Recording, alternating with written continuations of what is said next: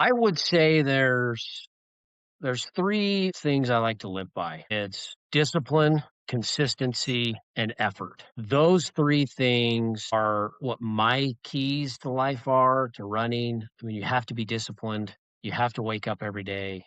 You've gotta do these things. You gotta tie up your shoes, and you have to do it. You can't take time off. You have to be disciplined. You have to do those things that you hate, but you do it like you love it. And then you have to be consistent. You have to show up every day.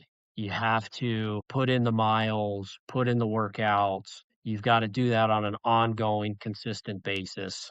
You just have to. And then the third component is you have to learn how to manage your effort. You have to know that today's an easy day, tomorrow's a hard day. So managing that effort for whatever the goal is critical. Running is a strange thing. Some people find it on the sidewalk at sunrise. Some find it deep in the mountains, chasing daylight. And some of us find it when life feels heavy, and running is the only thing that makes sense. For some, it starts with a 5K. For others, it's a marathon. And for a few, it's 100 miles that changes everything. But somewhere between the first step and the finish line, something happens. Running stops being about pace, or distance, or medals. It becomes about purpose. I'm your host, Ryan Head, and this is Reimagine Running, the podcast dedicated to talking about why we run. Each episode, we'll sit down with runners from every background, trail runners, road runners, beginners, veterans, and talk about their journey. Not just where they've run, but why they run. Because for many of us, running didn't just change our fitness, it helped us find clarity, healing, discipline, hope, and sometimes even ourselves. Whether your why was born on a short loop around the block, or somewhere deep inside a long, lonely mile, this podcast is for you. Welcome to Reimagine Running.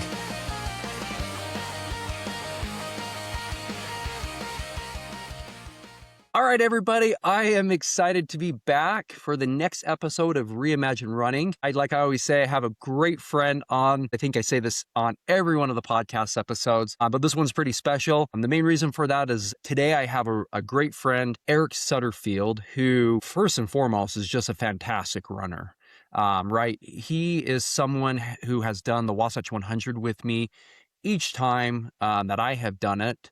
He has been at a lot of the same races that we've done together. We've done like the Skyline 55K together. He's been pacing somebody else at the Bear 100 one year. And so we have spent a lot of time on trails. He's also somebody that I'm fortunate enough wants to run with me once in a while during the week. He's someone that I truly feel like I can talk to all the time. And I'm excited because I think our conversation is just going to flow so smooth today. And I think it'll be fun. We always chat about it up on the trails, just we'll talk about running philosophies and ideologies and stuff. And I'm like, dude, why weren't we recording this? We should have been recording this from the get-go. It would have been awesome to bring a microphone up there. We actually joked about that today on our run. So I'm excited to have Eric join us today. A little bit about Eric. I'd love to just give an introduction of who he is. So Eric, he's from the Davis County area. He has been running for quite a few years now himself. Eric has done multiple marathons. He's done everything from the Ogden Marathon to the Salt Lake City Marathon. 5 to 10 years ago, maybe a little bit longer than that, he decided to jump into the trail scene. And he has been doing a lot of fun stuff in that arena. That is truly one of the main reasons why I wanted to bring him on, because I'm excited for him to share his story there, just because it's definitely a story of perseverance. It's a story of someone completely dedicated to a cause and really seeing more in running than it just being a run, right? And that's what I'm excited about for him to share today. He is the definition of someone who has a very deep why with running, someone who, to me, just exemplifies the ideal runner, someone who says, hey, it doesn't matter how many times I get kicked down, I'm back. I'm coming back. I'm going to keep going. And that's what gets me excited. So, Eric, welcome to the podcast, man. Yeah. Hey, thanks, man. Those are some nice words. Appreciate it. And hey, congrats to you for getting this podcast going. It's pretty cool.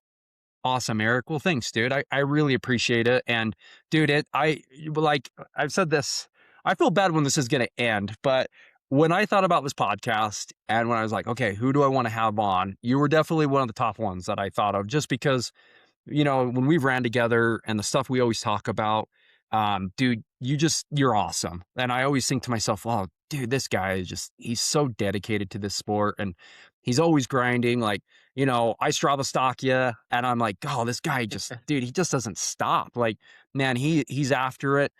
And I know we're going to jump into a lot of your stories. I've got some fun ones that I'll bring up. Obviously you'll remember them. I'm just excited to have you. Just a quick housekeeping item, as a lot of our viewers can see. You probably won't be able to see it if you're listening on Spotify or Apple Music or any other podcasts out there. I'm excited to announce that Fleet Feet wants to be our premier sponsor for the podcast. So I'm excited to have them support us. Definitely go give them a visit here in Layton or Ogden. If you have any shoe needs, gear needs, nutritional needs, they'll take care of you. Jamie McDonald over there at Fleet Feet is phenomenal. Cares about the community, and I definitely plan to have her on this podcast eventually as well. I'd love to have her tell her story, which is really more geared towards the community. So anyways, that being said, dude, let's jump into it, man. I always say, I think I say the same stupid crap every time, but like, I think I did an okay job introducing you, but dude, tell us something more about you. Yeah, I'm basically just a regular old dude that likes to run. Mhm. Born and raised here in Utah, spent most of my days up in Park City. Those are my grown-up days. So big time skier, love to golf. Been in the Davis County area for, I mean, 15 plus years, lose track of time. So the Farmington area, that's home for us now. Got a beautiful wife, got 4 awesome kids, and, just basically just a regular boring guy that likes to get out and do a lot of running and have a good time. Dude, I love it, man. I love it. I mean, like we've talked about, me and you, as we've, been talking about this podcast, and now we're where I kind of forget how many episodes I'll be in now, but like that's the purpose of this podcast, right? Like I'm not beating down elites. I promise I'm not like going after them, but like we've all heard their elites. If you guys are looking for an elite, there's a lot of great podcasts, out there, shows you can watch and everything. Mine really, I'm really one people who not only have a deep why, but I'm really after people who are just like, we're the back of the Packers, right? We're maybe the middle to the back of the pack. Okay, look, I'm okay having those. We'll have a couple of leads. I've got a couple scheduled already, but I love stories like Eric's, because Eric is the type of person who just keeps going, like, and he just doesn't stop. And again, like I said, we're going to get into some of these crazy stories with him.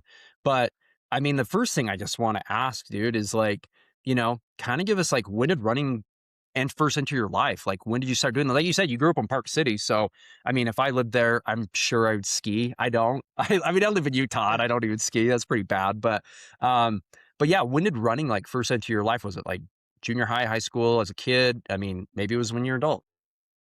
Yeah, no, I was not a runner till probably my mid 30s.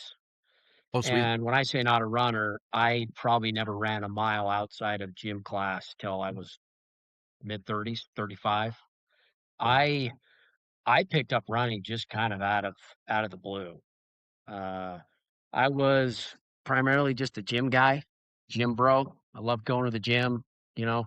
I always wanted to get big and jacked, and got a Yeah. little bored of that. And I had a good buddy at work that I knew he had run a marathon before. Mhm. So just out of the blue, I said, "Hey, would you run a marathon with me?" And Yeah. so I went from 0 to marathon. Couch to marathon would have been a better start than I had. Yeah. I really just wanted a fitness challenge. Mhm. I thought that was a good fitness challenge to take on. So, yeah, no, I just went into my closet, tried to find a pair of shoes, and started running, and learned real quick that there was a little more to it than that. But That's awesome. yeah, I was not a runner until 35 years That's old. Dude, that's crazy. Yeah.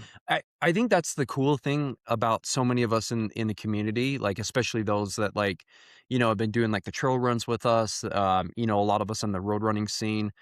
So many of us found it later in life. Not all of us really found it in, our youth. Like, I say I did. Like I ran the mile in junior high, and I can't say I loved it. I felt good at it. Like I was pretty fast at the mile back in the day, but I kind of just lost the love for it for a long time. And like you, I kinda got back into it because, I was at the gym and me and my brother were working out, and he's like, "Dude, you gotta get a little cardio in you," and he's like, "You wanna try the treadmill again?" And I was nervous because I was afraid I'd hurt my knee again, and I've talked about that in previous episodes.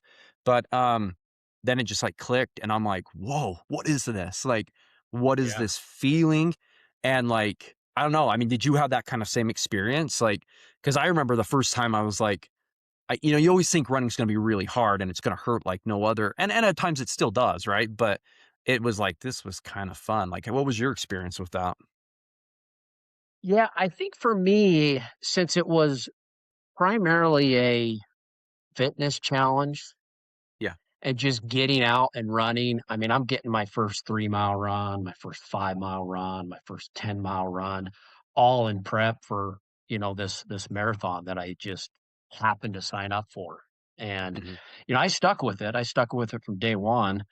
And since it was just kind of, the fitness journey, um, it didn't hit me until I actually completed the marathon Cool. because I couldn't believe anybody would run 26 miles. I couldn't understand how it was possible, Yeah, yeah. especially being a non-runner and then starting to run. And, I think leading up to that first marathon, my longest run was 16 miles. And that was, I mean, it was so hard. Yeah, And so leading up to the marathon, I was like, I don't know how this is going to work, how this is going to be possible. yeah. But as soon as I finished the marathon, that runner's high that I got was incredible. I mean, I was on a runner's high for weeks, and I still remember how that felt. Heck yeah. And mind you, I couldn't walk for a week. I mean, I don't think I could bend I don't think I bent my right leg for a week. I mean, I was Mhm. walking around stiff leg, straight leg for a week, but the sense of accomplishment and the feeling I got was something that I'd never really felt like Yeah, that, and so I was hooked. I mean, I was all in at that yeah, point, and it still kinda was mostly fitness related for, the next 1 or 2 marathons after that. But then it evolved dramatically from there, where it was, yeah, "Okay, this is more than just fitness. This is something different because the way it makes me feel, yeah. the way I'm able to cope with different things." So it was a powerful experience that, I still remember. I mean, I still remember how I felt that runner's high, and I've been chasing that same runner's high. I still get it, but not as strong as that first one. That's awesome. Couple of questions I gotta throw at you really quickly. What was your first marathon, and what was your time at this? Yep. So the first marathon was the Utah Valley Marathon, probably 2016, Yep. and I don't remember my first time. My ultimate goal was always the sub 4, Yeah, but, that's I'm still chasing the sub 4. I think it was probably around a 4:20, 4:30, nice. No, and, that's I was respectable, yeah. more than happy with that. I mean, kind of being delusional a little bit, thinking, "Okay, sub 4 was the goal," and I had trained that sub 4 was possible. I mean, Yeah, it would have taken a small miracle, but the miracle could have happened. yeah. But, once I crossed the 4:30-ish, 4:20, 4:30, I was super pumped with that. Yeah, that's awesome, dude. That's a great time. My first marathon, I've always talked about. I freaking felt like I was gonna die, and I did a 4:35, I think it was. And um, it's funny, especially for you listeners, if this is like if you never ran a marathon before, and you're like, okay, like guys, give me something like, because this sucks. Like, and I get it. I remember my first time training too. Like, there was times I was like, this is awful. Like, nothing about this is fun. Like you said, like, longest run you did was 16 miles. I remember my longest run I did, I think was 21. And I remember getting back to my house and I was like, dude, this isn't gonna go. Like, this is not gonna work Right. out well. Like, I remember Yep. being like, I'm Oh, yeah. 4 weeks out from the marathon. Yeah, I mean, dude, like, I'm sure you had somewhat of the same experience, but then, like, fast forward 10 years or whatever it is that now you've been running, and, like, you can go out and bust the 20-mile run out, and it's no big deal, like, so there Yeah, is that's hope, just a people. right, that's just almost a Saturday now. Um, Yeah, that's the Saturday long effort when you're doing these ultras. You end up doing these 4 to 6 hour efforts on the weekend where, 10 years ago, I mean, that thought would be ridiculous to think about. yeah. So, again, people, if you're listening and you're like, "Dude, I just don't know how these guys do this," I assure you, like, if you stick with it, you're gonna get there. So, I love it, man. I love, like I always love hearing people's first marathon, because it's always an interesting experience. I think Utah Valley is a great race. I think it can be hit and miss with weather. As you've done it before. I've heard the stories where the weather is, like, pristine, and then I've heard what years when it's, like, 90 degrees coming into Yeah. Provo, and you're like, "Dude, this is bad. Like, this is not a good experience." So, anyways, that's cool. That's awesome. So, um, you ran roads. How long had you been running roads after that? Like, running on roads and hadn't really got into the trail scene yet? Yeah, I probably did 3 or 4 more road marathons and strictly stuck to road.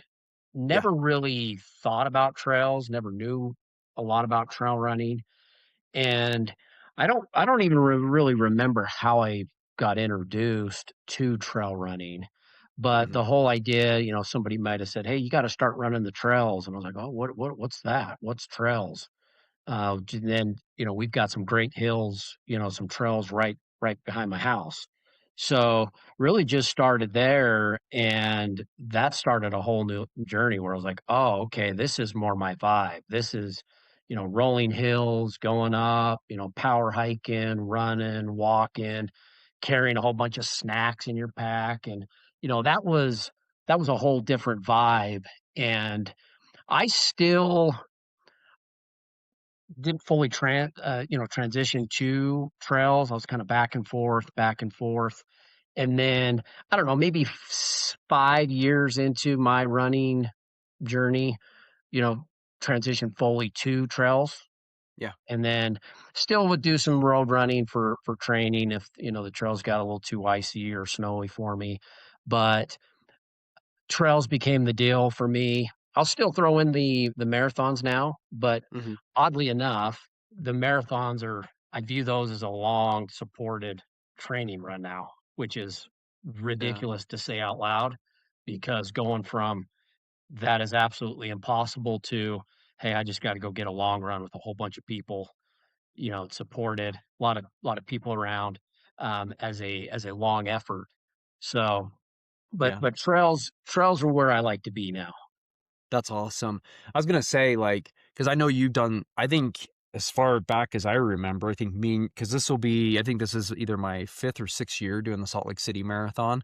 I know me and you have been doing that for quite a few years together. We always start that race, and then, anyways, I know you still do roads, like you said. I'm kind of the same way as I've mentioned before. Like, I don't I feel like right now I feel better on the trails, like, I feel like that's where I should be for many reasons. It's just, like, my jam, like you said, like, I feel at peace there, I feel, like, closer to God, I feel like all this stuff being on the trail, so I prefer to be on the trails at this moment. That being said, I still love running roads. I have a lot of great Sure. friends that run roads, and I don't think I can ever step away from it 100% because I just like it too much. I Right. mean, it's what I got hooked on, like you, like I got hooked running. I mean, I like very similar to you. I had no idea what trail running was. I still remember the first time I did it was because of Nate Allred. He's like, "Dude, come run this trail with me," and I was like, "Well, are we going to be running like an 8 minute pace?" And he's like, "You don't do that on trails." And I remember Right. being like, then what's the point, dude? Like, I don't want to waste my time. If we're running like a 12-minute pace or Right. 13, he's like, dude, just go slow with me. You're gonna like this. And I remember we started at East Wilderness and we ran to Fernwood. So I just lived regular, the 3.5 out, 3.5 back. And I remember being like, this was fun, but we went way too slow. I'm like, my heart rate Right. was nothing. And this was like 2018, dude, like 2018, 2019. I was like, I'm not doing this ever again if you don't ask me to. And, now it's funny all these years later, I'm like addicted to it. I'm like, oh, do I have to run roads? Like I want to stay on trails as much as possible. So that's awesome. So talk us through your journey, man. Like where did trail running take you? Like when, if you could guess, I mean, I don't know if you remember exactly the year you started doing trail races, but what was your first trail race? What did your journey look like there? Yeah, I think for me, trail running, I guess I probably had maybe 4 or 5 road marathons under my belt. Started on the trails, started to hear about ultras and thinking, "Okay, who are these psychos that are running more than 26? What's a 50K? What's a 50 miler?" Yeah. And then I get introduced, guys like David Goggins, Cam Haines, some of these real psychopaths that have this, you know, this brain mentality, that I think is incredible. And I picked up David Goggins' book, Can't Hurt Me, read it Hmm. cover to cover. Probably the only book I've ever read in the last 30 years. I mean, Yeah. and I remember finishing that book going, "Oh, okay, this is what we're doing. We're doing a 100 miler. Let's go." Yeah. And seeing as how Wasatch is the starting line is basically my backyard. So I was like, "Oh, well, this will be convenient. Let's go ahead and sign up for Wasatch." Yep. And this was probably 2018-ish. And, signed up for Wasatch and about I don't know, several weeks before the lottery, they reached out to me and said, "Hey, buddy, this you don't have any trail experience. Can you kind of describe your running experience? Because this is a pretty legit race." And I was like, "Oh, hey, no, no, no problem, guys. I'm an experienced marathoner. I've got 5 marathons or so under my belt. Yeah, I know how hard it's going to be. This is going to be great. Let's do this." Dude, I love And this. yeah, and, they responded back and said, "Okay, well, since you understand this is very difficult, we'll let you go into the lottery." And so I was pumped. I was like, "Let's go." My name did get pulled that first year, and so for there, I mean, probably a good thing my name did get pulled. Was still pretty naive at that point. But then I volunteered for the race, became a sweeper one year, and I think that was the, I guess, aha moment of like, "Oh, I think I could do this," Hmm. because we went and we just swept the course, picked up the flags, made sure all the runners got through the section. And that got me super intrigued with trail running. So from there, it's like, okay, you might want to do an ultra first before you tackle one of the toughest races probably in North America, the Wasatch 100. Hmm. So my first real official ultra was the Skyline 55K, Yeah. Beautiful race. which, Yeah. yeah, the course is incredible. That's a must do for anybody. They have a marathon distance and a 55K. Course is incredible. But that was my first go at it, Mhm. and, it wasn't a great go at it. I finished it barely. I probably finished it 3rd to last. I mean, it took me forever. I mean, I would just but that was a great opportunity to get some experience, figure out what this was, figure out what aid stations are, what kinda nutrition and hydration and all those things you need. So, that was my first ultra that led me to believe that, "Oh, okay, this is something that is possible." That's awesome. I love it. It's cool because I know exactly the feeling you had there because very similar to you. I know we were talking about this morning, but my very first 50K was on Antelope Island. And I remember thinking like there's one climb out there that's like 1,500 feet, right? And I remember when I tackled that, I was like, dude, I'm legit awesome. Like I did something really good. And like 1,500, man, that's just like over like 3 or 4 miles or whatever it was. I'm like, that's just like that's like a normal 2 mile section of Wasatch. Like Right. you're getting kicked hard all the time. And so the Skyline's a great race to to mimic Wasatch in a lot of ways. I love that you've done that. I think that's awesome. So yeah, take us forward from there. What happened next? Yeah, and so then the second, I put my name in for Wasatch the second year. This was probably 2019, and I Uh, got into the race, but as we know, the wonderful COVID-19 struck, and that was the year the race got canceled, which that was kind of a bummer because I really do think I was ready for that race. I was yeah, training hard. I had done Skyline, but with COVID was, I guess, sort of a blessing for my running because I was able to get another couple 50Ks in, got a 50 miler in, and really started to get, the idea of, okay, this this is way harder yeah, than you think it's gonna be. With being somewhat naive to a 100-mile distance, you think, you're this badass or whatever, and I can do that, it'd be no problem. yeah. But kinda having that progression of a 50K, 50 miler, even the 100K distance, which I was able to do in prep for that first attempt at Wasatch, which ended up being, I don't know, probably 2021 is maybe Yeah. somewhere around there, having that first attempt.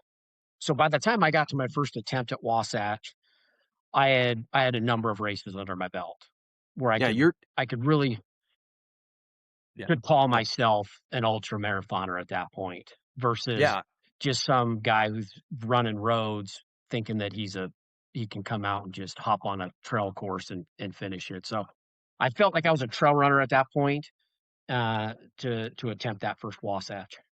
that's awesome, and like you said, like, I think in 2018, yeah, you would have been like it would have been rough. I mean, I won't say names because I never wanna throw anyone under the bus, but I've had a few friends that were like, they've told me they're training for Wasatch, and I'm like, "Dude, you gotta try a little harder."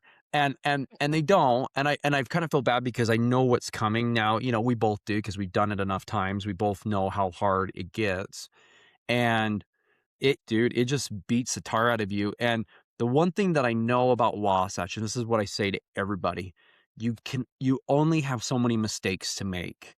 And when those mistakes are gone, it's over. Like it's going to be hard to come back because Wasatch is unforgiving. And you think, oh well, and you look at the end of the race and you're like, oh well, it's all downhill. Well, you don't know what kind of downhill it is yet because it's awful. Right. It's not what you think it is. You're like, oh, it's probably this nice little path that's gravel downhill for 4 or 5 times. No, it's not, man. It's awful. It's technical as all get out. You got boulders, you got rocks. You're like twisting your ankle and you're like, dude, this isn't even, and then if that's not happening, you got these washed out areas that are up to your freaking head.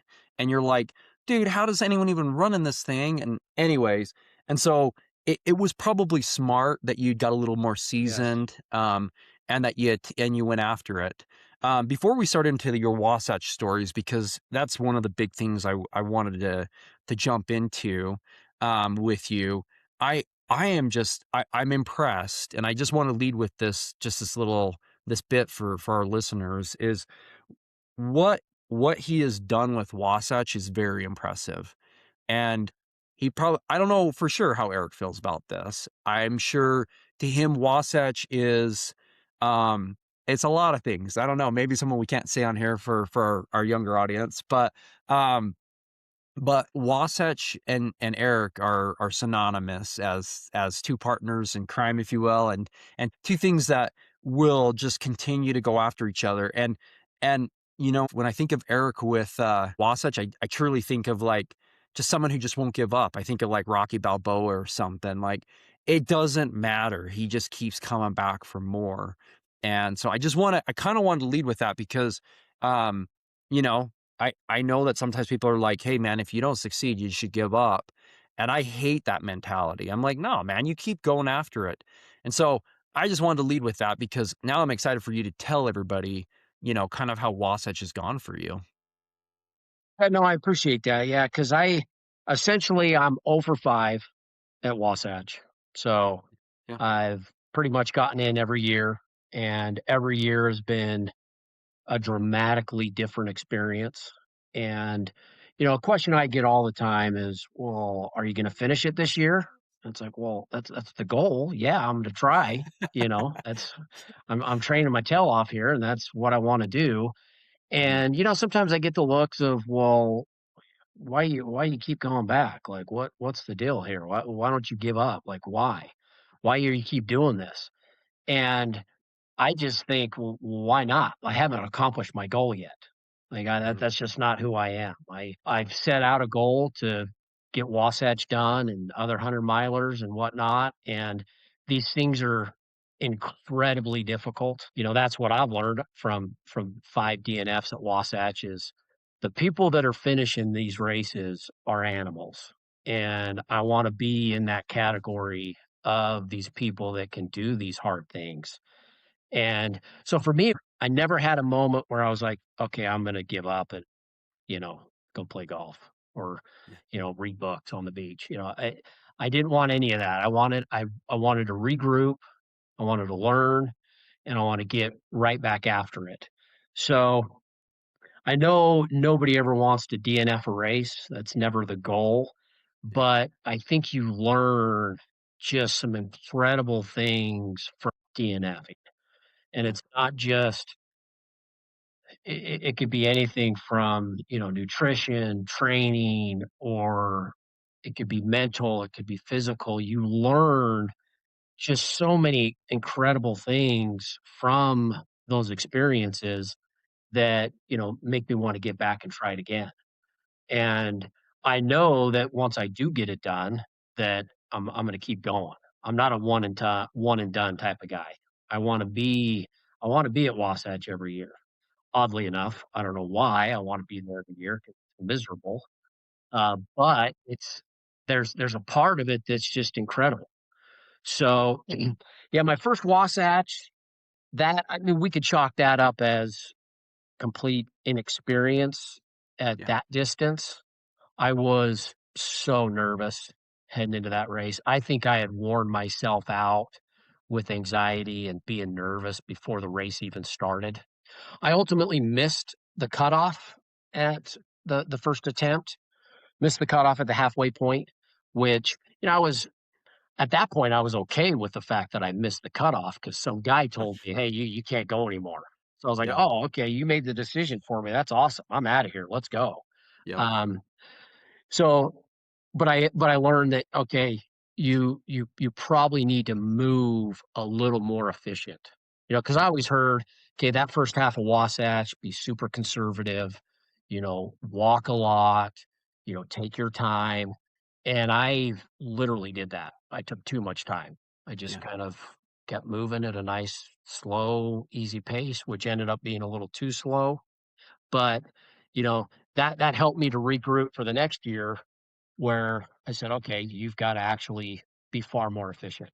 You've gotta be Yeah. better at nutrition."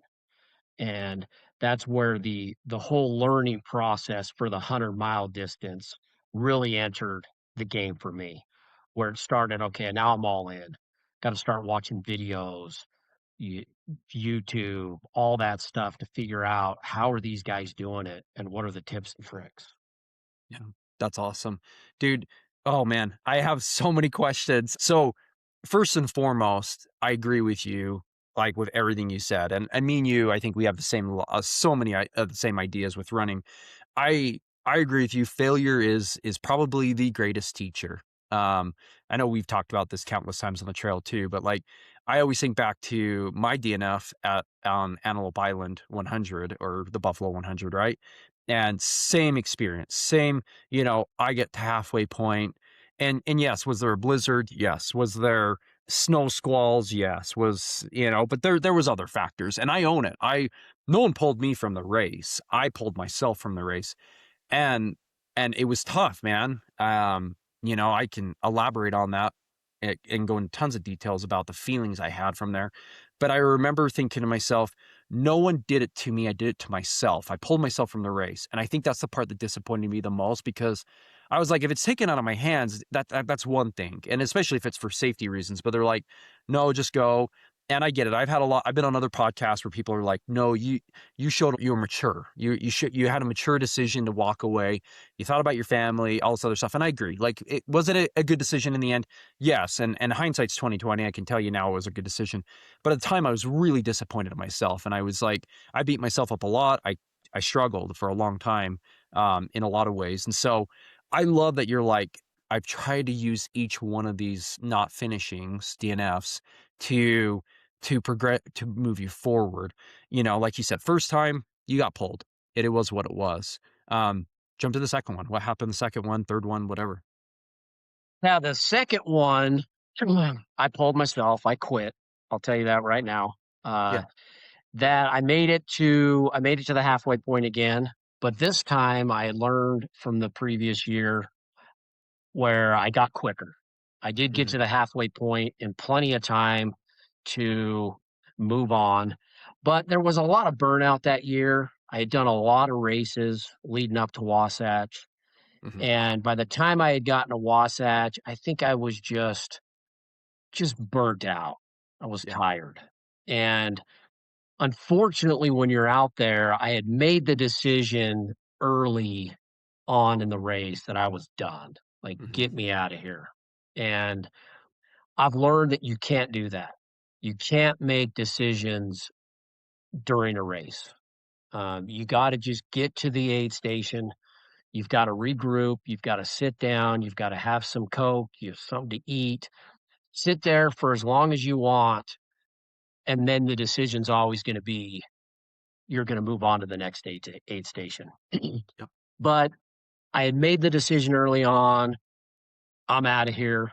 And so that one was disappointing to me because as soon as you get back in that car on the drive home and you get something to eat, your feet aren't hurting as bad. You take your shoes off and you go, "Oh, dude, what are you doing? Like, you trained all year for that race and you quit." Yeah. But again, you gotta learn from that. You gotta get stronger mentally. You've gotta think to yourself, "Okay, what went wrong?" Yeah, you made a decision at mile 40, and I even remember pulling into the aid station, and first thing I said to the guy when you check in, I was like, "Oh, I'm done. I'm out. Who do I talk to get out of here?" And he was like, "Wait a minute. No, hey, slow down, slow down. Like, just take a breath, go sit down, regroup." And I was Yeah. like, "Nope, nope, dude. Where do I sign? I'm out of here." And that was a bummer because I should have Yeah. listened to the guy. I should Yeah. have said, "Okay, all right, let's sit down. Let's have some chicken noodle soup. Let's, you know, because I had plenty of time. I mean, I could have sat there at that aid station on the halfway point for an hour. Yep. I could have gotten more than recovered. I could have taken a nap if I wanted to, Yep. but I made a decision. And so I've learned that the only way you are not going to finish an ultra marathon is you either get medically pulled or you get picked up by the sweepers and you miss a cutoff. That's Yeah. it. And having that mentality is really what is gonna help and what has helped me in these other races is that's it. That's the only way you're not gonna finish. But I didn't really learn that until further, just this last year. But having that as kind of the number one rule for me is you don't make decisions when you're out there, and and you just gotta keep pushing on and regroup, and you can't quit. They gotta Yeah. pull you or you miss a cutoff, and if you have that mentality, it's like, "Okay, we're gonna get to the finish because that's the only 2 options that are gonna happen until they pull me off the course." Yeah. And Um, and and I just to kind of elaborate on that just quickly, like I really love that mindset. And I get it. I'm sure there will be people that listen to this that maybe are ultra runners and they may not agree with that. And I'm cool with that. Here's the reason why I agree with Eric on this is because when it comes to ultra running, I personally feel like you have to have your mind made up. Anytime you go into anything in life, whether that's this college, whether it's a job, whether it's a relationship with somebody, if you're not all in, what the hell are you doing? Like, let's be honest. Like, why are you even getting involved? Um, I am exactly like how you are. And this is what you've learned. And I appreciate this from you. Like, you're committed, you're in it, and you're like, listen, I am going to go I'm going to stay in this no matter what. And whether that's being I'm medically pulled or they pull me, the decision's taken from my hands. Basically the decision's being pulled from your hands because it's just not your choice any longer. I have the same mindset. I think it's a great way to do ultras. Now, again, is it good to have people around you trust that can say, "Hey, dude, you're not doing good." Sure, and I think that's smart. I'm never going to say that that's not a good idea, but I have loved that mindset that you have developed as well because I have the same one, and I'm like, no, it's go time. It's go. If we're going to do this, let's do it, and let's be all in. And again, like I said, and I know I'm repeating myself, but this is how I am with my work. This is how I am with any venture. Like when I finally decided to do this podcast, I'm like, I'm all in. Like if I'm going to do it, I'm not going to do it half. Like I'm all in. I want to do good at this. I want to be committed. I want to make sure we're going each week, type of thing. And that's what I love about you is I think you're like that. You're like, we're going to keep going. We're going to keep pushing and see, you've taken something you've learned from every Wasatch. Anyways, continue with the Wasatch Yeah. stories. Well, I guess you could add a third rule that if your wife pulls you from the race, you have to Yes. listen. Uh, you know, luckily my Yeah. wife, every time I show up to an aid station, she doesn't know what I'm going through. She's like, "Do I tell you to go? Do I tell you to keep going? Do I tell you to stop?" And so, Yeah. um, so I guess there's three rules there. Good But through. Yeah. yeah, the third attempt at Wasatch made it far. Made it to about mile, I don't know, 60 something or so. Yep. I And was there with I you on this one. missed, yeah, I missed a cutoff on this one. I was doing really well. I was moving really good. I was pushing the cutoff for Upper Big Water. It was getting close. Like I was gonna make it, Yeah. but in Lamb's Canyon, I come across two gigantic bull moose, and it's 1 a.m., it's dark, you're Yep. kinda terrified, Lamb's Canyon, it's a very heavily wooded area, beautiful canyon, but, I mean, there's only one way up, it's a lot of bushes and trees and whatnot, Yep. and, yeah, I come up and all of a sudden I hear just a gigantic moose or noise off in the corner, and a big moose, he's moving his antlers on a tree and making all this ruckus, and, he was far enough away that it was just kinda cool to hear that and see that. But Mhm. then we turned a corner and boom, there was another one just literally lying on the trail. And there was Yeah. nowhere for us to go. And so about 6 of us, we were just kinda hanging out for a half an hour. I didn't know what to do. Like, 'cause you can't really go around 'em. You don't wanna get off the trail and get lost, and there's really nowhere to get off the trail. I mean, would get lost. So, that year I'll blame it on the moose, but I Mhm. was pushing that cutoff time. And for those that have done Wasatch, if you are pushing the cutoff times around that time, you are going to have a tough time finishing the race. The Mhm. back half, if you're not further ahead from where I was, it would have been difficult anyways. Yeah. But I'm going to blame it on the moose. But the great thing that I learned from that race, that attempt, was I felt it. I Mhm. felt the possibility was Mhm. was there. I was so close. I was closer than I've ever been. I got as far as I could ever been. And I remember immediately the next day, it was, all right, this is what I got to do. Let's drop some weight. Let's do some more specific Wasatch races. Let's increase our volume.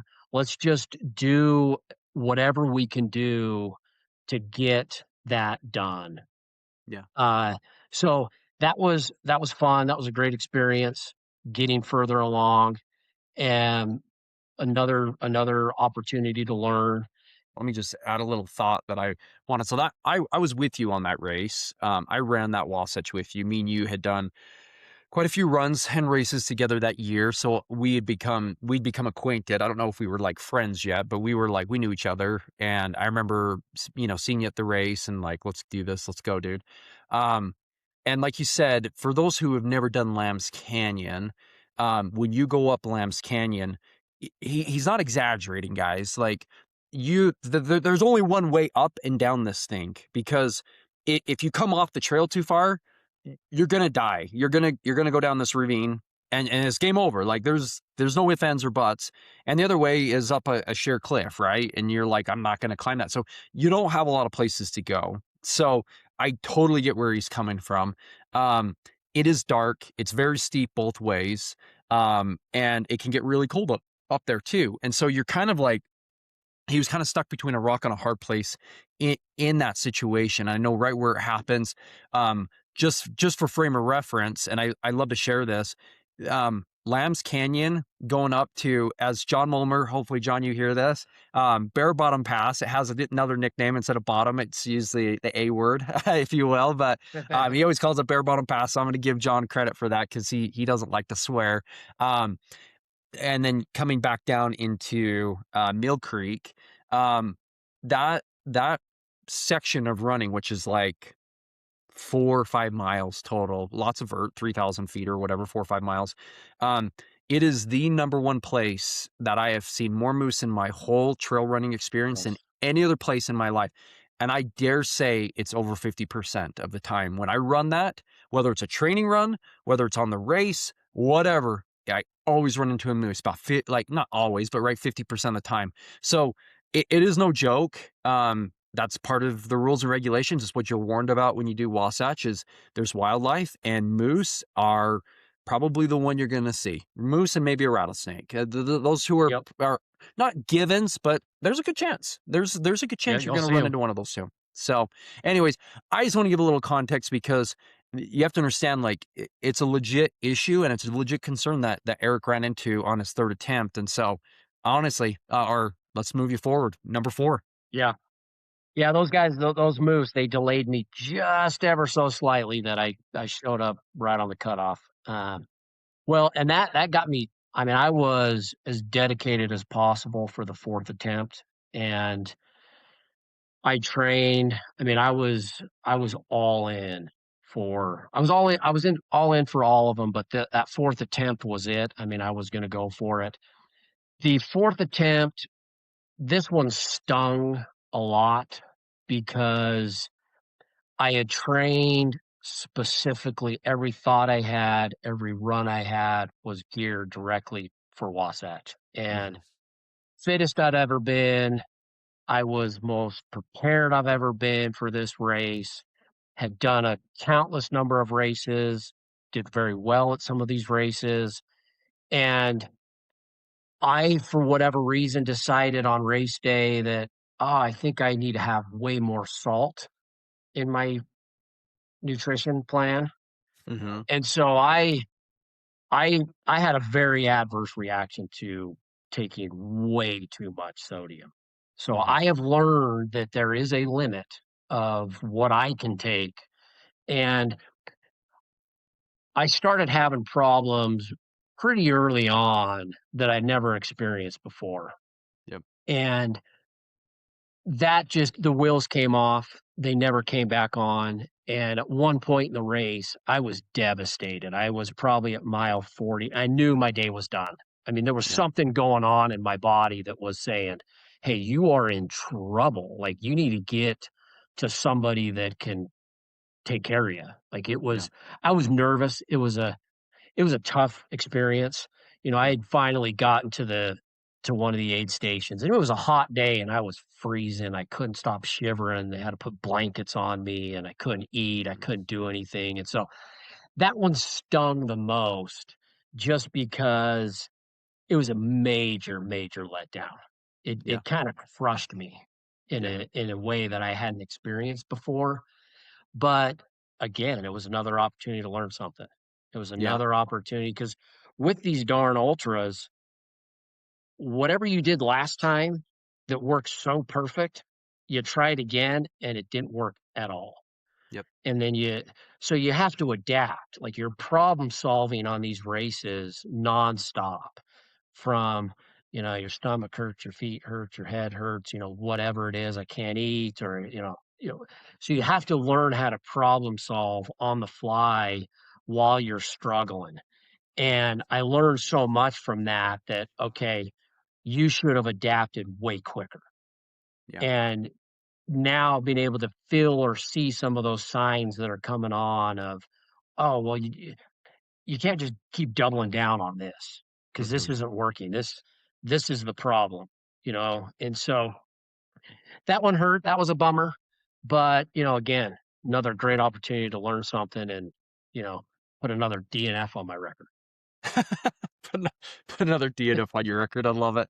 That's awesome. Well, again, I was with you on this race as well. I remember me and you yo-yoed a few times, um, and, this was the same year that I was dealing with, kidney stones and heat exhaustion, and I second you when I say I swear it was hotter than normal. Now, maybe it was those 2 things that caused it for me, but I felt like that year was just screaming hot. And I remember my crew, my pacers were saying the same thing. It's just not a good year. Like this is really, really hot. Yeah. Um, and just a nightmare of a race. And I'm glad in a lot of ways I'm glad you did the smart thing there, right? But like you said, it was another opportunity for you to be like, okay, I've got to dial in my new nutrition. And it's been fun talking with you over all these years about this because I always hear from you, like, what lesson you learned and, like, how you're gonna change something, and I remember you coming back and you're like, "I've got my nutrition figured out, I know how to handle that now."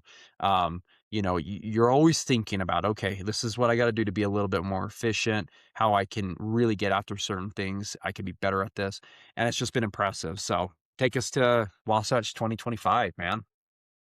Yeah, that was my best attempt so far. Regrouped, now I've had all these years of trying to figure it out, had a lot of successful races up to this point. So another year of, getting ready to go. Uh, Felt like I could have easily have gotten that one done. Because the hardest part is every time I've made an attempt, it hasn't been because of fitness. Yep, My fitness has always been there. yeah, It's always some other factor.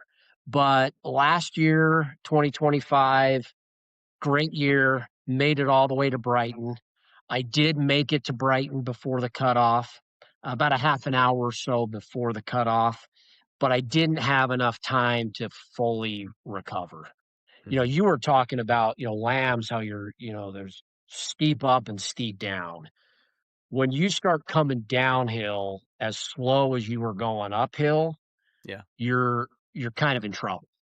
yep, So that was kind of the case for me where, I was struggling on the downhill. The downhill was gonna be tough, and then mhm, climbing up to Catherine's Pass and then having to come all the way back down. So there I didn't have enough time, so technically, missed the cutoff to leave, because the great volunteers there, some guy, I mean, he was trying to cheer me up and he was trying to get me out of there. I mean, he was so pumped to get me out, get me something to eat, and just didn't have enough time to recover.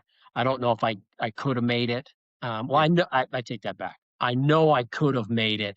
I yeah, just needed a little more time. So the thing there, again, I learned it was a great race for me. Was able to get as far as I could. At yeah, that point, you've got the back 30-ish miles of the mhm, race. So just another great opportunity to regroup, relearn, and then now, get ahead into 2026 to go back there, make the sixth attempt, which I will finish this year. Let's go. Let's get it let's done. do it, dude, let's go. I You know know, you will. so yeah. Well, dude, So so I have to ask, and I know you've kind of already elaborated on a little bit, um, but you've elaborated on the why aspect of learning, which has been impressive. And trust me, that's a good enough why. If that's it, which I know it's not for you, if that was the only why, good enough. But I know there's more there because you've told me why, dude. Why do you keep coming back for more? Like most people, right? If you've ran Wasatch, if you're listening to this podcast right now and you've ran Wasatch before, whether you finished it or you've DNF'd it, you know how miserable and how hard this race is. It's unforgiving. It doesn't ever get easy. It's awful, a lot of it, and they make it that way. That's intentionally that way. It's not a Mickey Mouse clubhouse type of 100 miler. Um, it's a pain in the butt.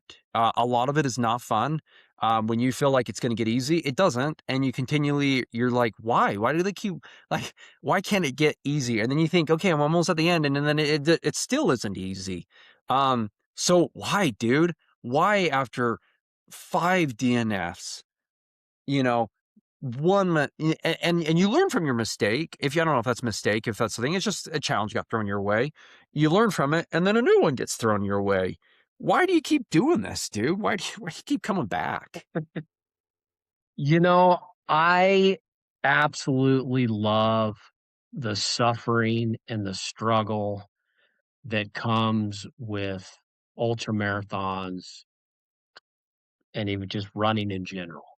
Hmm. Running for me has really transformed my life. I Hmm. like to say it's truly transformed who I Yeah. am. It it really helps me to deal with the burdens of life. Yeah. You've got your job, you've got your job, you've got your family, you got your kids, you've got your bills, you've got your all these things that are burdens that we have to deal with every day. And Hmm. some people carry far greater burdens than that. And I'm always kind of historically a kind of an angry guy, kind of an anxious guy. I got a lot of I'm an intense guy. I've Hmm. known that. I hear it all the time growing up and whatnot. And it calms me down. It Yeah. really does help every single day. You wake up in the morning, it's hard. You got to lace up your shoes. It's cold, it's dark, it's tired, and you go out, you get a run in and you go, "Oh, the rest of my day is going to be great. It's going to be Yep. easy." That burden or problem that I've got to deal with today, I'm far more equipped to be able to handle that, whatever it is. Hmm. And the beauty of these ultras is the suffering. And for whatever reason, I love it. I love being out there. I try to explain to people with what an ultra really is. It's this never-ending loop of euphoria to anger to despair and whatever emotion you can put on your loop, and you get to experience that loop for 20 hours, 25 hours, 30 hours, and you get to learn and understand what and how to cope with each one of those emotions. Because there are times where you are absolutely euphoric on a race, Yep. and that feeling of euphoria is incredible. Yep. But when you're on a race and you go, "Okay, well, how long is this gonna last?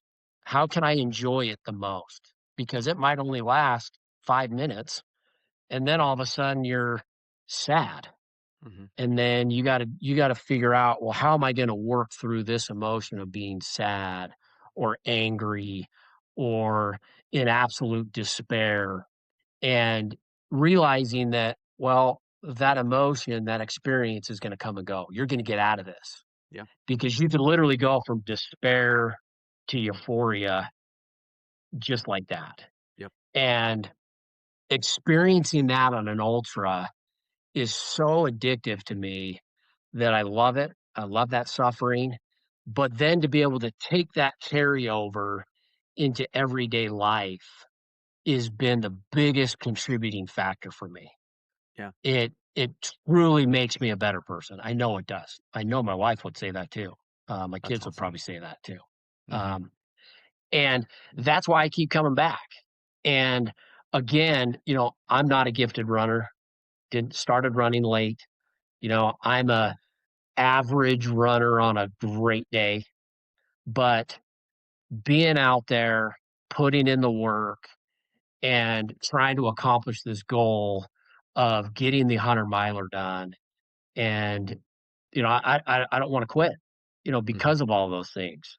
And it becomes more to me than, pace or, you know, finishing times. I don't really worry about that anymore. I mean, you Yep. chase those in your early days of running, that's Yeah. important. And, those are great things to have to if they're important to you, that's great. There's nothing wrong with that. Sure. And we always want to try to get better and do races faster and quicker. But for me, man, it's just getting across that finish line, experiencing everything. Hearing the birds chirp, getting scared by moose at 1 a.m. in the morning, or coming across the river. It just the clarity that I get from running, the quiet and the peace I get, that wakes me up every morning. That gets me signing up for these darn races, and I'm always gonna wanna show up and just always have that goal of getting to the finish line. Dude, I love it, man. I love it. Well said. Like, and I agree with you. The quote of the podcast so far is that you just love and you've embraced the pain, the suffering. And I think that's what changes so many of us. When I just see other runners and I've talked to other runners, that's the key to so many people, right? They're like, like, if you can learn to endure and you learn how to embrace it, um, it's not just about running. Like, it is about running when we're on a race, obviously, right? Like, we're out there, we're doing a race, but it bleeds into every aspect of our lives, and that's, like, what's the best part about all of this. Like, when people are like, Yes. "Why do you love running so much? Like, why are you so addicted to it?" And I was telling you this morning. People say it all the time to me, like, family members, people I go to church with, my neighbors, whatever. They're like, "Why do you like it so much?" And it's kind of like this, like, slam, if you will, and I'm like, dude, come try it. Just come try it. See what Yeah. happens. Like, I'm just telling you, like, if you try this, it is the it will literally, like you're saying, like, it'll transform your life. It'll make your life so different because, like you said, like, how many of us go to work every day and, we deal with stuff and you're like, okay, I got to do this today. I got to do this, and you're just like, oh man, here we go. And you got to deal with, some crap you probably don't want to deal with. Or you're dealing with some other stuff in your personal life or your whatever. But when you learn how to suffer and you learn to say to yourself, like what you said, and you said it perfectly, that, hey, the despair moments are gonna pass. The euphoric moments, they're gonna pass too.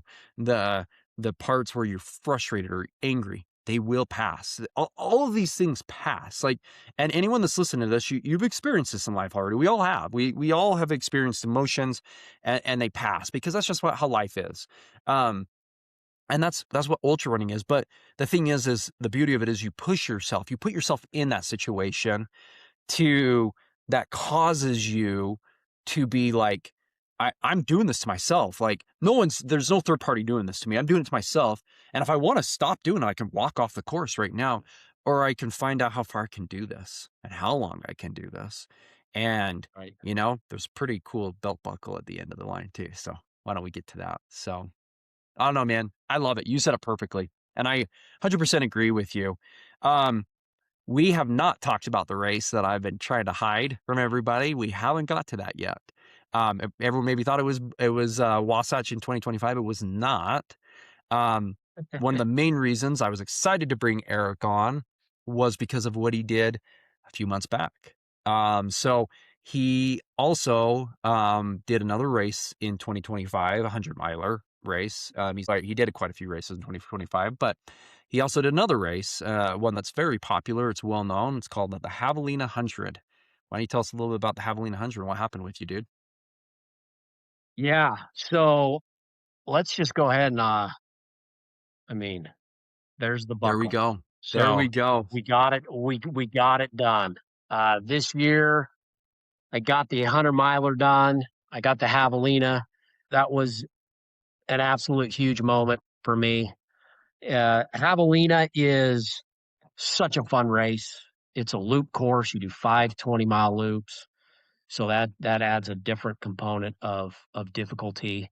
But for me, getting that done, I mean, it took me 6 years, 7 attempts at a 100-miler. I got it done, and I remember, finally getting across the finish line, and my wife was like, "Oh, okay, this is it. You finally did it. Are we done?" And I was like, "Nope, we're not." And I've signed up for Wasatch. I'm in it again this year. Just because I got that done finally after 6 years and 7 attempts of getting after it.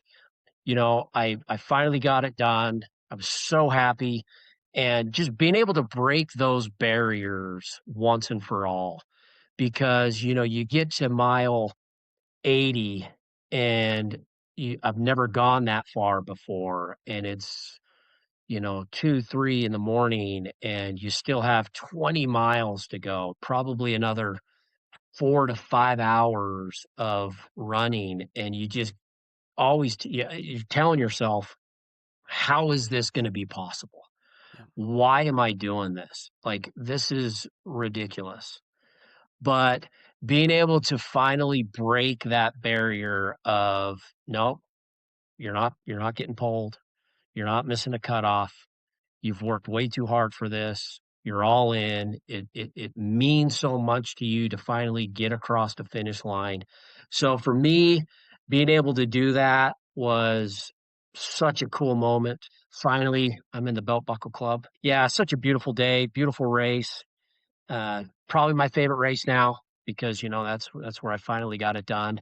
Wasatch will always have my heart. I'm going to get that Wasatch buckle Yeah. at some point.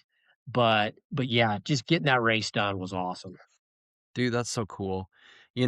One thing you just said that hits really deep with me, and you know, y you said at mile 80, and I remember me and Eric have become pretty good friends, and we're always rooting each other on. He'll send me text messages during my races, and I try to follow along and shoot him messages and as well. And I remember when Javelina form, I was messaging him. I was like, "You got this, dude. Just lock it in. Come on." And I was following the tracker, and I knew where he was at. And I still remember waking up and finding out you had passed 80. And I was like, "He's gonna do it. Like, he's got this."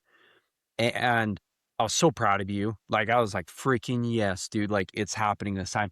And I was like, I had a couple other friends I knew that were doing it too, but I was like, I was just on your crap, like watching. I was like, "Okay, let's go, let's go." Like, yeah, I remember just being like, "Dude, you're there. You got like," I remember being like, "You got 10 miles. Okay, you got like 5 miles." Like, dude, enjoy every moment of it. And, just be present, and enjoy and live in that moment and be grateful that you got to do it. But something again that you said just barely that just hits really deep for me is you get to mile 80 and you're like, you say to yourself, you're like, how can people do this? Like how I hurt so bad. And that's true. Like I've done it a few times on myself. Like I've gotten to mile 80 and I don't want to go anymore. I don't want to be strong any longer. I want to be done. And I'm like, this hurts so bad.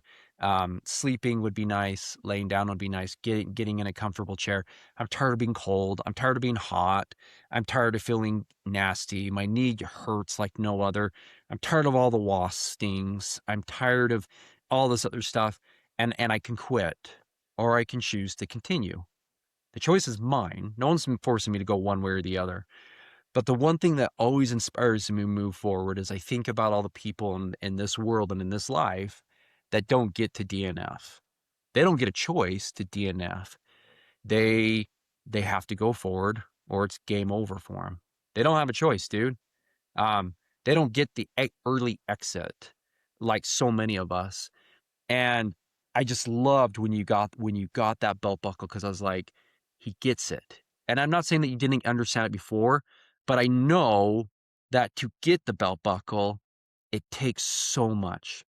And it is you fight yourself. You fight not just your physical, you fight the mental, you might fight the emotional, you fight the spiritual, you fight it all. And it's a battle from the, and you go through all of them. You're going through ups and downs.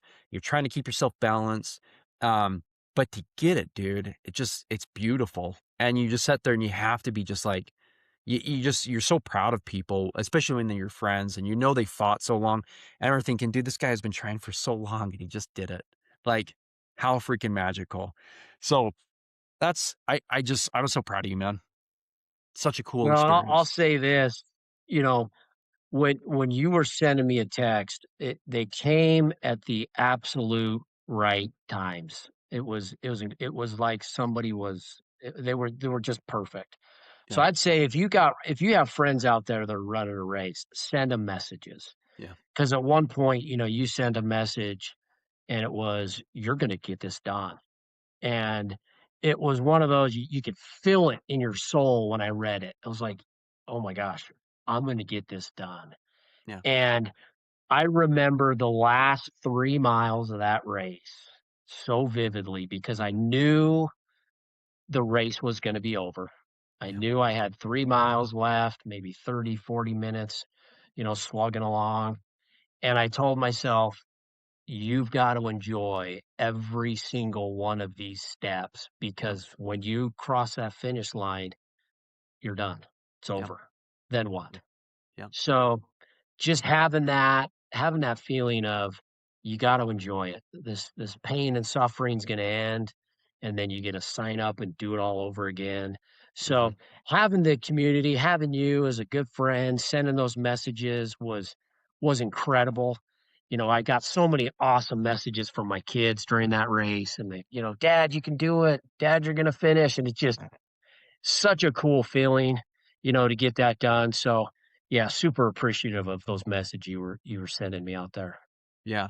Well, dude, you're welcome, man. And then, like I said, I know you always have my back as well. And one of those things that I've mentioned before on other people's podcasts is just when I always do kind of my text thread with my close friends and family, and that thread has saved me multiple times, 100% believe it. Just like you, sometimes they hit in here. And one of my favorite stories, I just remember Wasatch 100, my very first one, 2023. I'm at Scotts Pass and mile 65, and I get there and I just start crying. I'm like, "I don't wanna do this any longer." I'm like, "I'm out. I don't wanna do this. This hurts. This is not fun." It's cold. It was like 2:30, 3 o'clock in the morning, and I remember I pulled my phone out. I was like, "Last straw. Like, last straw. Let's pull it out. Let's just look at it." And I just start reading all the just text messages from family, loved ones, like friends, and they're just like hyping, right? And they're just like, "Hey man, you got this, like, let's go." And I remember I start crying. I look, and my pacer comes up, puts his arm around me, and he's like, "We got this, dude. We got this. Let's go." And I'm like, "You're Love right, it. dude." I'm like, "You're right, dude. Let's go." And we stood up and we just started walking. And I was like, "Just walk, Ryan. Just freaking walk. Just get the crap out of here."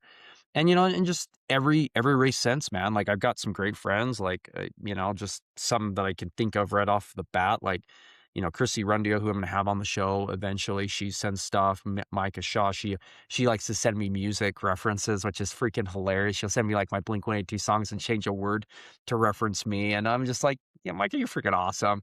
I have 2 of my brothers who are just constantly, like, making jokes on the thread, and some people are like, "Who are these 2 clowns?" But it just livens the moment. So I love it, man. Like you said, it's the support, the community is so important in all this stuff. And I think it makes an absolute 100%. difference. So that's Absolutely. awesome. Dude, that is so awesome that you've had those experiences. One topic that I wanted to touch on really quickly with you, and the main reason why I want to talk about it is because we talked about it today, me and you, on our run, and this will kind of be the last big topic that we'll touch on. That we'll kind of move towards wrapping up, but it's about being efficient as a runner. And you said some stuff today to me that really hit deep, and of course, like a lot of it, me and you just bounced back and forth, and we were like having a great conversation. But you talked about in your first Wasatch, and I didn't want to interrupt it because I was like, "Oh, that's such a good point," but it didn't feel right to talk about until now. But um, you talked about you went too slow, and that's what got you DNF'd. You got pulled from the race because you just weren't fast enough. Elaborate on efficiency as a runner. I'm curious because it's important, and if you aren't efficient, and Eric's gonna, he'll tell what that means by being efficient. Um, but it's different for each person, and you have to figure it out because if you don't, swinging one way or the other will get you in trouble. Yeah.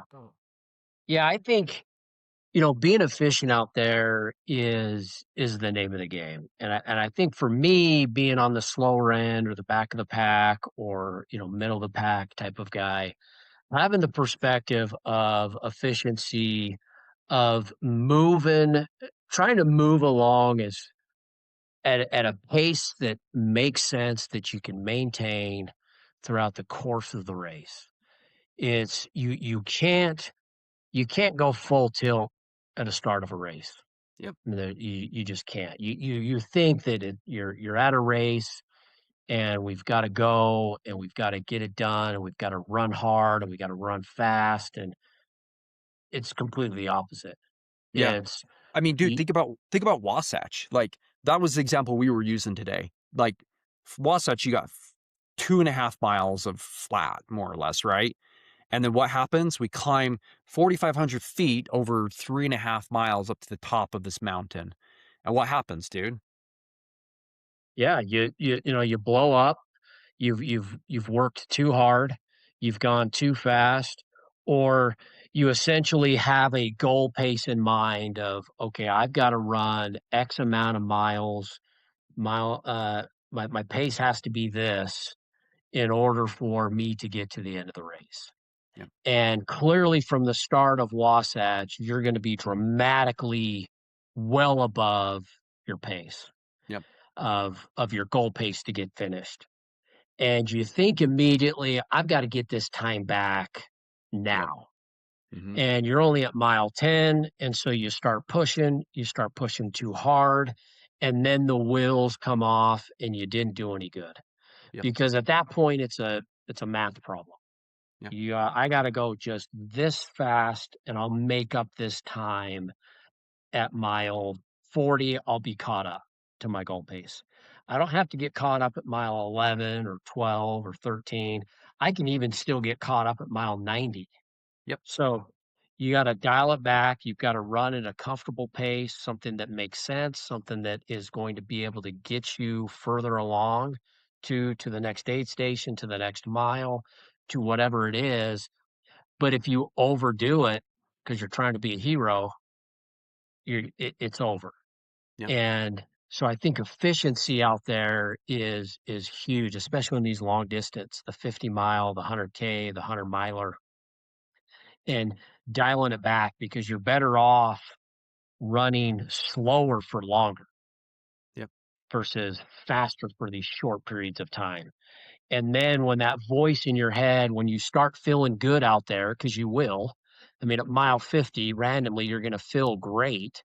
Hmm. And you're going to think, whoa, man, okay, if I run this pace, man, we're going to crush it. I'm going to catch up and I'm going to set a 4 hour PR. This is awesome. And then all of a sudden you go, oh, whoops, that didn't work out. Yep. Why did I do that? Versus, no, I should have kept that feeling, slowed it down, and I should have kept that feeling for longer. Yep. I should have gone slower for longer versus these bursts of feeling good or thinking you're going to make up all this time. Yep. Yeah. I love it. I mean, do you feel like that's how you were able to be successful, or at least to some extent, with Javelina this year, using that same methodology? 100%. Absolutely. In fact, the strategy I used at Javelina was I ran for 8 minutes and I walked for two, and I did that the entire time. And Dude. the eight Yeah. minutes that I was running, it was a nice, comfortable zone two, just a comfortable pace, and then I casually walked for 2 minutes. Yep. And I did that over and over. Versus historically, you would try to run as much as you can and you ran the first 20 or 30 miles, but then you walk 50 Yep. because you did too much. And so for me, I was able to run the 8, walk the 2 for pretty much up until mile 60, 70-ish, which I was really proud of. Yep. And then from now, again, I got to learn from a finish of, okay, now how do I get to where I'm efficient for 80 miles, for Yep. 90 miles, for 100 miles? So that really helped me dramatically to get that done, to put things in perspective out there that you do have this time to get it done. You don't have to go too hard, too fast. Yeah. Well, the thing that I love about this, and we were talking about this today too, and you did perfect to just kind of rehash it. The idea of you sacrifice minutes to save hours is Yes. instrumental, right? Like it, and again, you perfectly explained it, right? But that idea of like, and this is applicable in so many aspects of running, whether that's like I'm feeling hot spots on my feet. Like if I take 5 minutes at the next aid station, take my shoes off, take my socks off, clean my feet, maybe put some moleskin if it's really bad, get it on there, get out, and then get out of there. It's going to be way better than 30 miles down when you've got blisters the size of, Wisconsin. And you're like, dude, I can't even run any longer because it hurts like no other. And and that's just one aspect of sacrificing minutes to save hours. We're talking just like what you said, like let's sacrifice a minute on my pace or 2 minutes off of my pace so that when we get to, like you said, mile 70, mile 80, you're in the game, dude. And you're so in the game that you're like, I'm gonna do this now. And I think that's what I think I think there's a lot of factors that go into why you finished Javelina. I think you were so well positioned. You done great. Like one thing you elaborated on, and I know we're getting close on time here, but one thing that you said earlier that I forgot to mention is, when you said after your third 100 attempt at Wasatch, you got in shape and you lost a lot of weight. He looks a lot different than he did after that third 100. I can tell you guys, I've seen him. I know what he looked like before, and he's dropped a ton of weight to get into a lot better shape. And it shows like he's dedicated. He wants to do this. But this goes back to the idea of, yeah, it's a pain in the butt. It's not fun. He's got to sacrifice certain things to become better. But because he's doing these things, he's gaining hours. He's gaining hours on races. He's gaining hours in life. He's becoming not only just another ultra runner, but a champion in the running community, if you will. I don't know, that's kind of a lame term to use, but becoming someone that is just that ideal ultra runner, the type of person that people should aspire to be, because it doesn't matter how many times you have lost, if you want to call loss failure, at Wasatch, you never gave up, man. You just kept going, and you still do, and you're like, I'm not going to give up. And I love that mindset. I'm like, dude, that's exactly like Babe Ruth, yeah, says, and it's one of my favorite quotes, is you can't beat someone that never gives up. I think it's Yep. something close to that. And you can't beat them. Like if you just keep getting back up, like can't beat someone that does that. And you become invincible. You can essentially become invincible because you're like, I'll be back. I'll come back for it again, and I'm going to try again hard over and over until I get it. So I love it. I love that mindset with you. I think that's why I wanted you on this podcast. That's why I really appreciate you as a friend, because we share so many of these same mindsets and same methodologies and ideologies when it comes to running. And it just tells so much about who you are. Like I always say, anyone's actions speak louder than their words. People can tell me all day, who they are and what they are, but it's with their actions that really show who they are. And for you to just keep getting after it, and you keep going, and you've been up on the trails with me this whole winter. And I'm like, I'll see who really wants it. Who wants it bad enough? I'll know for sure who wants it bad enough. And when I see you up there, and you're out there running, and we run a lot together, I'm like, he wants it bad enough. He does. And that's why I really do believe you'll get Wasatch this year. I know you will, man, because you want it bad Yep. enough and you're willing to do whatever it takes. Yep. Absolutely. No, I appreciate that. Yeah, it's awesome, dude. Well, thanks for diving into a little bit more on the efficiency aspect of running, because I just thought that was such a great topic that me and you had today, that just really hit deep. And I think, just the last thing I'd say on that, just for runners out there, is if you're thinking to yourself like, I want to finish a marathon. I want to finish 100. I want to finish whatever race it is.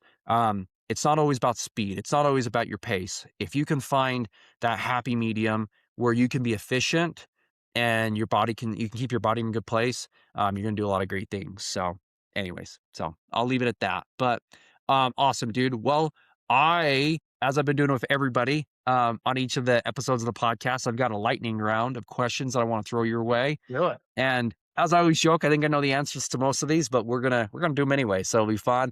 It's fun for people to get to know you a little bit better, so that they can follow you or any of that other fun stuff. So, favorite race distance? 50-mile.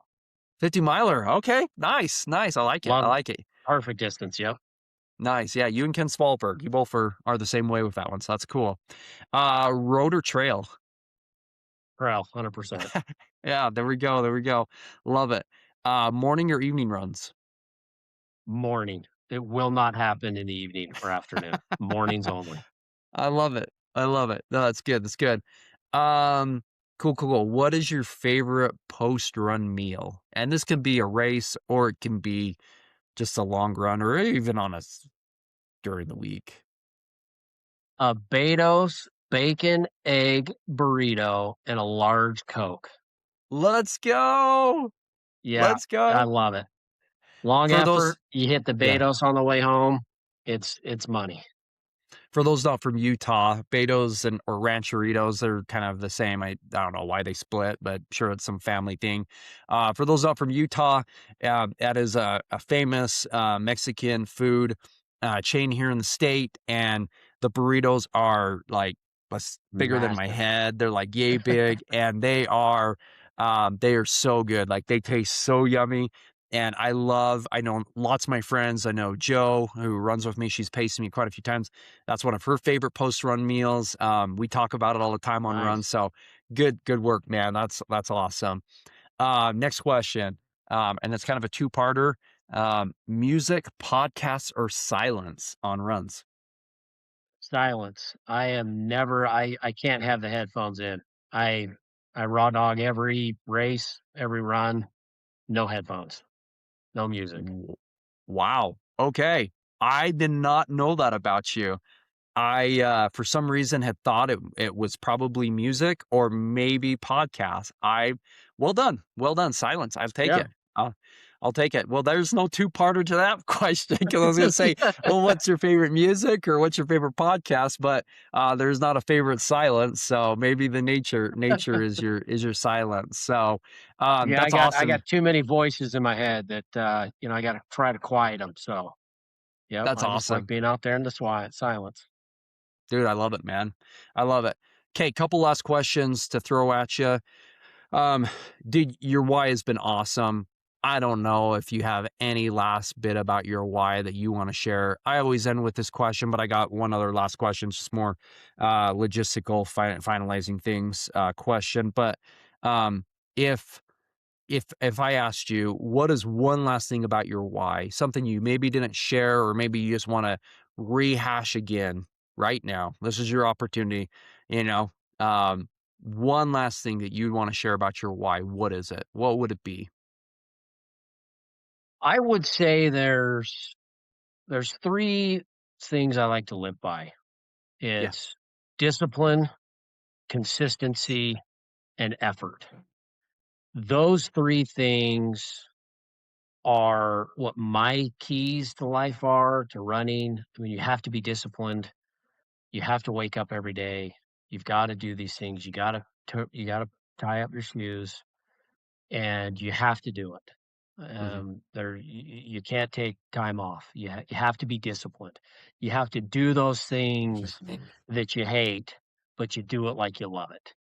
And then you have to be consistent. You have to show up every day. You have to put in the miles, put in the workouts. You've got to do that on an ongoing, consistent basis. You just have to. And then the third component is you have to learn how to manage your effort. You have to know that today's an easy day, Hmm. tomorrow's a hard day. Tomorrow, Hmm. so managing that effort for whatever the goal is critical. And for me, that helps me understand my why a lot more, that, you've gotta be disciplined, you gotta be consistent, you've gotta manage your effort, and you apply that into everyday life so that, I gotta be disciplined in my personal life. I've gotta be disciplined in my work life. I've gotta be disciplined in all these things, and I've gotta be consistent with it. I can't Hmm. just be great one day and the next day I'm not. Yeah. I have to try to be good or whatever every single day.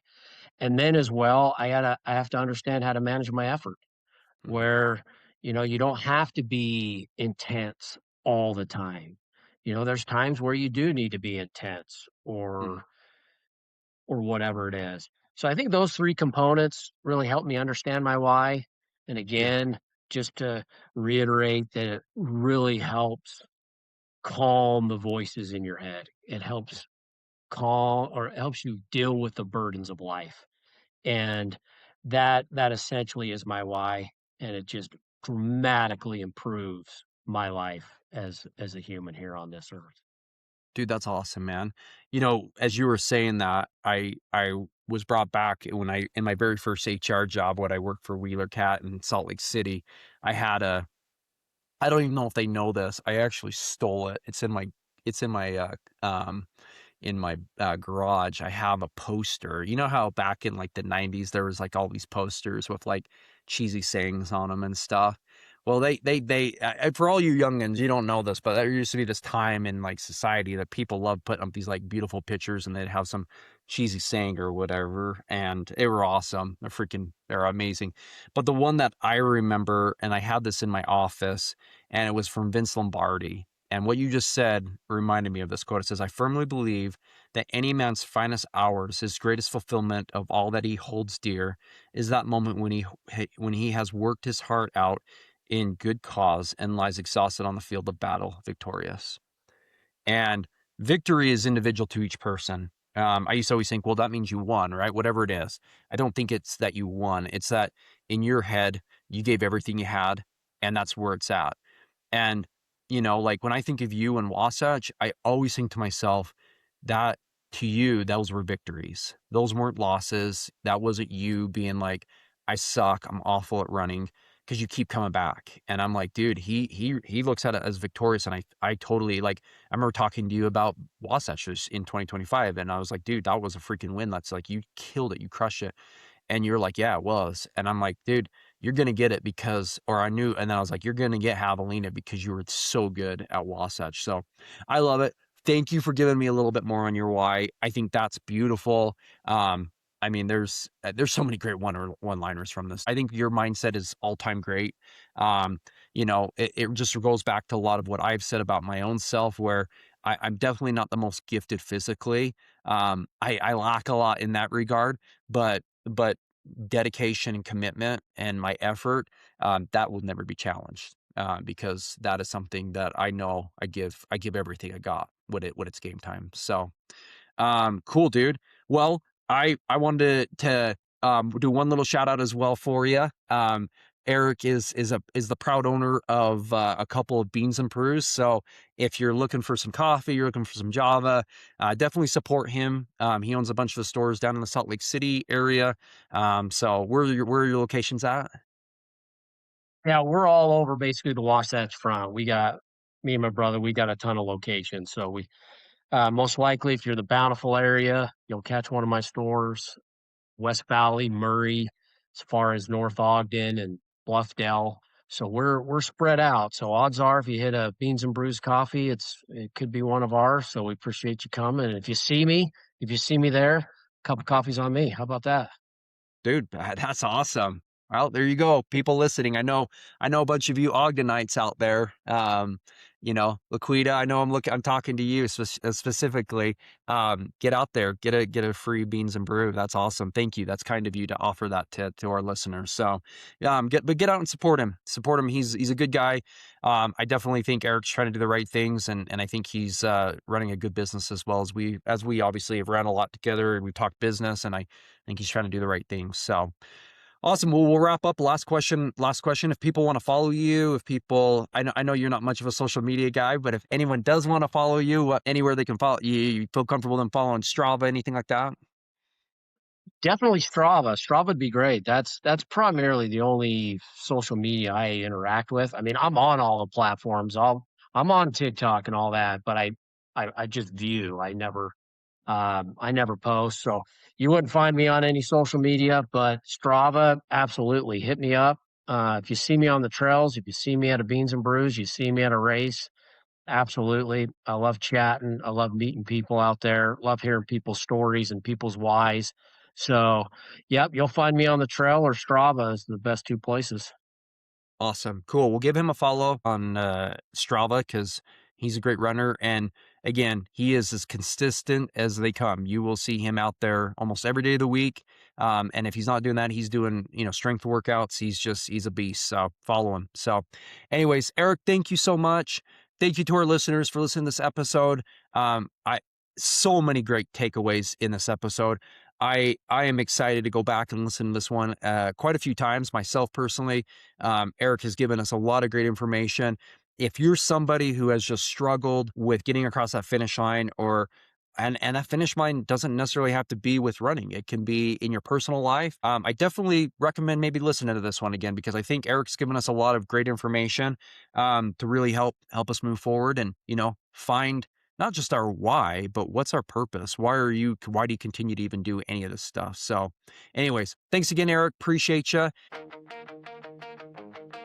Hey, runner. Thanks for hanging out with me today on Reimagine Running. I'm grateful you're here and a part of this great podcast. I just want to remind you, if you ever feel stuck, unsure, or just want someone in your corner, I do offer coaching for runners at any distance. Whether you're starting out with the 5K or you're chasing some crazy big goals and dreams like a marathon or the 100-miler, I'd love to help you. Please reach out and I'd be happy to set up a time to go over options and plans and goals with you. Well, until next time, take care of yourself, trust the process, stay disciplined, and keep chasing that why.